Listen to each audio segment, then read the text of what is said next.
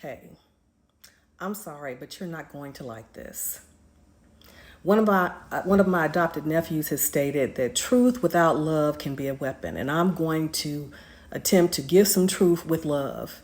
And in so doing, some of y'all not gonna like it nor agree, but here it goes. I saw this pop up on my feed, and I was intrigued. So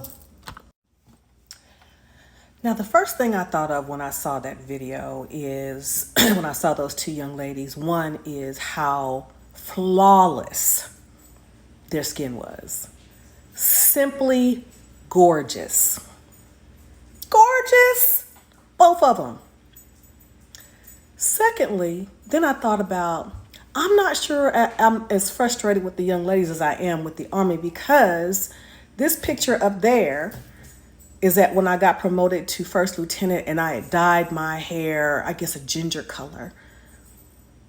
And the regulations pretty much stated the same thing. The regulations stated a natural hair color. So that's over 20 years ago. I think that's 2000. Yeah. So my question would be, with everything that has changed, why wouldn't the Army have updated the regulations to stipulate what would be more appropriate, your natural skin color, or something that is commensurate with your natural skin color? With that being stated, had I been in leadership, I would have had the young lady do a report as to why that she thinks that color is appropriate. And the reason why I'm saying that, my daughter is she's a couple of shades darker than myself. She got a wig that was blondish, not quite as blonde as that young lady, but when she wanted me to, she asked my opinion. I said, that's not complimentary to your skin color. So does that mean I'm hating because I said it's not complimentary to my daughter's skin color? No, I didn't want her to look like a damn fool. That's why. The regulation further states, it is the responsibility of leaders to use good judgment in determining if applied colors are acceptable based upon the overall effect of the soldier's appearance. Again, discretion. If the unit is spending more time talking about a soldier's hair color than the mission, then that already lets us know it's a distraction. It is a distraction from the mission. Therefore, it's going to be changed. And to threaten me with EO, I never was concerned about that. I'm like, don't threaten me with a good time, because I'm going to have my facts together. Now, and in the report, I would have them, the young lady who utilized these beautiful babies as a justification of blacks being born with blonde hair, I would have her explain to me where this is taken. I know where it's taken from.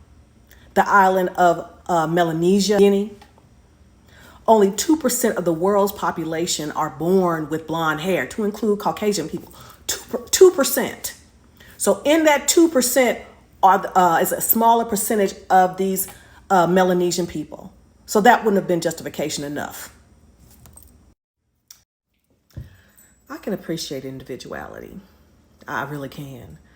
But individuality has no place in the military. You know, in my day, I was a trendsetter of sorts.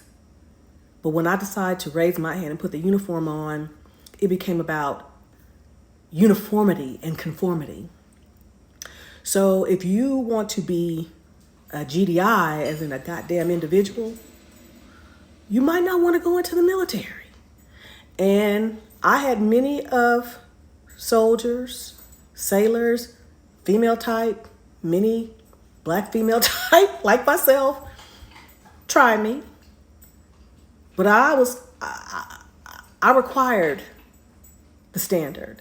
And those who've worked for me, some who are still in contact with me, will tell you that I was hard, but I was fair. And because I look like this, I had an expectation. So again, if you want to be a GDI, then the military is not for you. But again, more than these young ladies, I blame the Army for that. We have to be forward thinking. Because believe it or not, always understand the troops are looking for ways to get things done their way. And you better be on top of your game because they're going to be on top of theirs.